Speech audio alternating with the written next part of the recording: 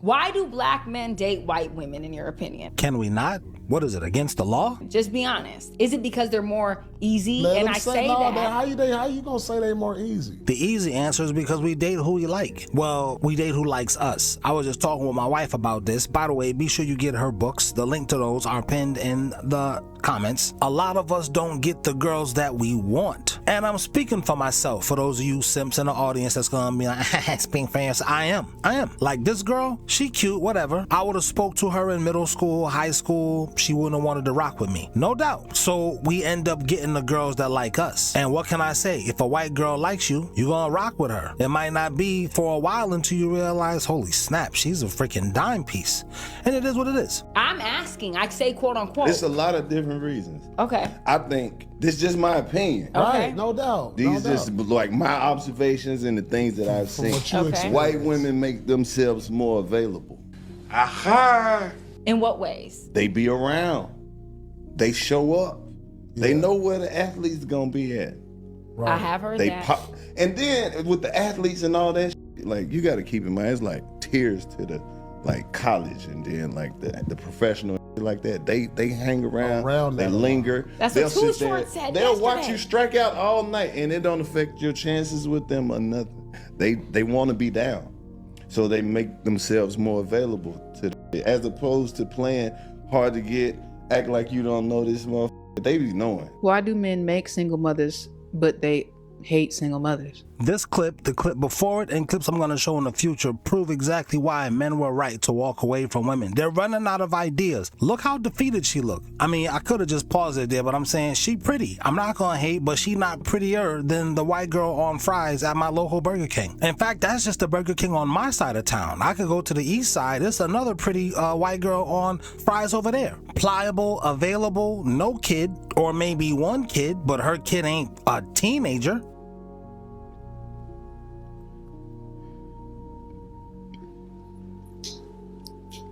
Why do men make single mothers, but they hate single mothers? Yes, stick to the question, Sarah. I already know what you about to say. I see it in you. Just please, for the love of all things Why do good. men make single mothers? Women make themselves single mothers. I knew you were gonna say Women that. make themselves single mothers. If you laid down with this fool with no commitment, you did it to yourself. You did it to yourself. What about the men who like to pretend until the baby comes? Then you should pretend until the rain comes. Hey, how was your weekend? Not long enough. Let me tell you that. No coffee. Great. Today is going to suck. I have to look through all the client material, analyze it, track all my team members' notes, and pitch a full proposal. Like, please. But doesn't Adobe Acrobat Studio do that for you? Yeah, it totally does, but it's just a lot for me to handle. Another day of the grind. When does it end? No way. They want to talk on the phone. This is exactly why men were correct to walk away from women, because they don't want to do this, and they're literally up against the ropes like Ali fighting Foreman, hoping they can tire life out, but life is tiring them out. That pocket opens us men up for smart women to come back to their senses, and they're doing it more and more every day. One of the biggest scams I wish more men understood is that if she didn't want you when you didn't have money, she's the worst one you can go after when you finally do. Maybe you can afford her, but that just literally means you can afford for someone to try to come and take the only thing about you that they want, your cash. So why keep chasing these baddies? It's 2026. Maybe we should all learn from the athletes who finally have the stardom, who finally have all this money, notoriety, the spotlight, the attention, and now every baddie is throwing themselves at you. You land one, and guess what? There will be a baby coming up. Why? They gotta guarantee the bag, baby. And they gotta guarantee the bag long after they're done with you. So why are men out here chasing money so that they can afford the women who don't want them even after they have all of that? I don't know. But I do wish that you'd start to learn your lesson. Trying to figure out what a man could do for me that I can't already do for myself. Why can I already tell this is gonna be stupid? I just went for dinner, had the weekend in Paris, had dinner by myself. Yes, Paris with someone you love is so much better. Two is much better than one. Haven't you heard the song? No, she ain't heard it yet. Enjoying my own company by the Eiffel Tower. My belly is full. Wow. Oh my, you fed yourself and bought new shoes? My mind is at peace. My feet are a little wet, but it's fine because we'll buy ourselves some new shoes. Yes, I'll do that myself too. Just struggling to see how a man could wow me. Do you know what I mean? Because what is there the modern woman can't do for herself? So she can't sleep with herself. She cannot have a baby with herself.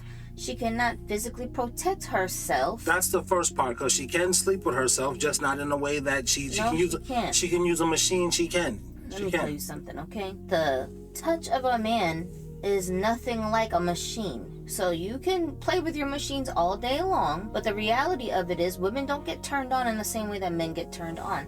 So if you want to actually have an experience where it's not just your body reacting, but your soul, your mind is also involved, right?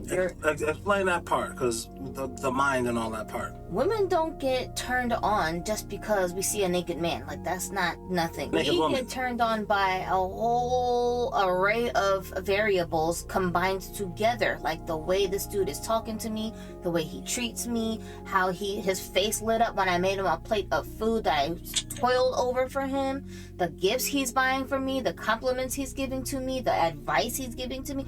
It's all the stuff together. When I see him with my kids and the kids look like they look up to their dad, like so many different things added together, right? Listen, when I was doing schoolwork, you would be overlooking at me and biting your lip. I'd be like, what's wrong with you? You'd be like, you don't know how sexy you look right now. I said, doing schoolwork? I can't even figure this shit out. What are you talking? I wanted to strangle you. Like, not even know.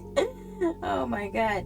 Anyway, it's like that. It's like stuff that don't really got nothing to do with sex will make women turned on for a dude. Like, that's why women who see men in uniform, they want to jump their bones, right? It's not the uniform. We're not looking at him dressed like a mailman going, oh, what a sexy mailman. That's not what it is. It's usually women looking at men who are wearing uniforms that depict that they have a job that requires for them to be an authority figure. Police officers, soldiers, doctors, right? You're not going to get turned on by a guy who just looks like, he be plumbing all day. Like, the janitor's outfit, that's not what turns you on. You understand? Because these guys have no clout in their jobs.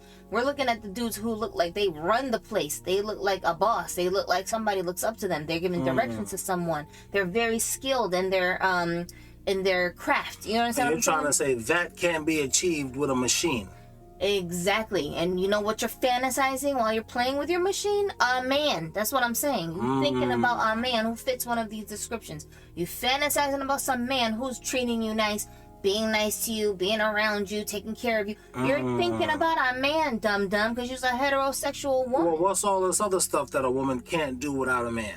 You said she can't protect herself. Yeah, we know that. You can't physically protect yourself. That part goes without saying. And you can't keep yourself company. Do you know how many of these lonely, sad-ass women who be walking around talking about, I'm strong and independent.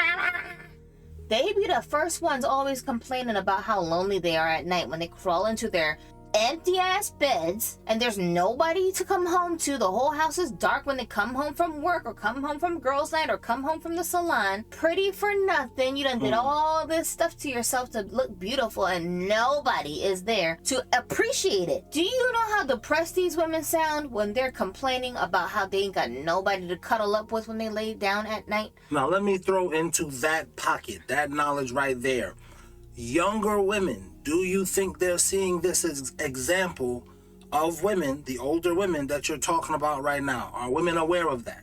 The younger women? I don't think a lot of them are. 22, 23, the women getting out of college this June? So. I don't think a lot of them are aware of that, which is why they fall into this trap, because they listen to older women who made these mistakes that tell them, oh, you should be worried about being a boss lady. You should be worried about stacking your money. They listen to these people who have no idea what they're talking about. It doesn't occur to them as young women to say, wait a minute, this lady is a cranky old hag that got no men in her life, and she is miserable and cranky all the time. We can't all the way fault those women, because you're supposed to, like the song goes, I believe that children are the future, teach them well and let them lead the way. As the younger generation, we were younger at one time, we believed the older people knew what they was doing and they would lead us in the right direction. Thank God I didn't believe the older wannabe lesbos who kept trying to drill into my head as a teenager, 50-50, 50-50. I'll be looking at them like, you want to work harder? What's wrong with you? Why is it only these fat, ugly girls that are telling us this? I saw these patterns and I was like, something don't smell right. You understand what I'm saying? Because I know the way the women in my family are, and ain't no women in my family going 50-50 with no guy body, and they're all married and have businesses. So, how do you explain this? They all own homes. You understand what I'm saying? I'm like, how do you explain this? How are they able to do this? How are they there to raise their children and still be able to make money and have a man around and own a home and like do all these things that you're claiming we can't do if we don't throw guys in the garbage can and just do it on our own? Well, hold on. Knowing that these girls, you're saying, you're making a blanket statement and saying the majority of them you don't think. The girls who are graduating this year in June, 2026 June, graduated from high school, 18, graduated from college, 24. Most of them don't understand, hey, wait a minute. I shouldn't be chasing this bag of money because I'm going to end up old and cranky like these girls who are telling me absolutely to don't chase the bag understand of... that. And my mother had to tell me when I was a teenage girl because, like I said, this rhetoric was going around back then. This is 20 years ago, the early 2000s, when you were in high school. She pulled me to the side. That is me and my sister, both of us. And she said, that's all fine and good. American dream. You guys want to go chase these careers or whatever the hell you want to do with yourself as an adult? That's fine. But don't go chasing that career over looking for a husband first. You need to make it a priority to find you a husband and then go chase after your dreams and whatever else. Don't go chasing waterfalls. Right. And we were I thought that song was so stupid. Well, I mean, it's true. And I asked her, why are you advising us this? Like, why are you saying that to us? I was like, because we're beautiful. So we're like, we have all the time in the world to find a man. Like, why are you worried about it? You know what I'm saying? Why are you in a rush? And she had to break it down to us and be like, listen, I'm a woman. I'm friends with women. I know what it's like as a grown adult woman who's sexually active. Okay, I'm telling you right now. And y'all were still teens when she told y'all that. Right, and she was like, I'm telling you right now, if you go chasing after your career over finding you a husband, you will fail at that career because you can't concentrate. You can't put your energy and time and commitment into working this career properly because you're always going to be preoccupied with this empty feeling because you don't have a partner. So you're not even going to appreciate the career that you have. So if you want to do that, that's fine. But I'm telling you, when you decide you want to have your first baby, you're not going to be looking at this career like it's such a priority anymore. You're going to want to stay home with your child. How can you do that? You don't even have a husband. Who's going to take care of you guys? So you need to find a husband first. Just let him know up front, hey, I want to go and do this with myself. And he won't have a problem with it. You go off and do that thing after you get married. Well, this was the thing I was trying to ask. Eve, you're saying you don't think these girls realize that. How does that, you talking about these girls who was graduate, they're fresh, 2026, not these old hags that's already worn out, couple of kids, couple of STDs. Yeah.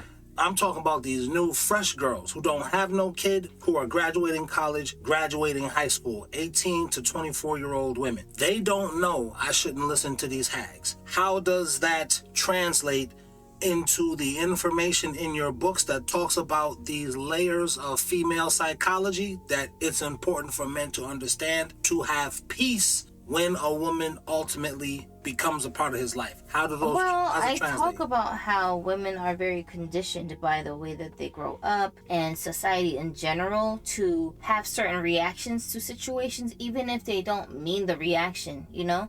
Like, for example, women are kind of conditioned to go along with the crowd, go along with everybody, to be easygoing, right? So she might adapt an ideology that she got from her little group of friends, and she'll champion it like she believes it wholeheartedly deep down in my soul, right? But she doesn't necessarily feel that way. She just doesn't want the group to look at her like she doesn't belong in the group. So she doesn't want to have friends. She doesn't want to be ostracized for claiming she doesn't believe in it. Right. And you, the guy who comes along, maybe you're the new love interest, you saying and doing things that negate whatever this ideology is that her friends are holding as some kind of religion.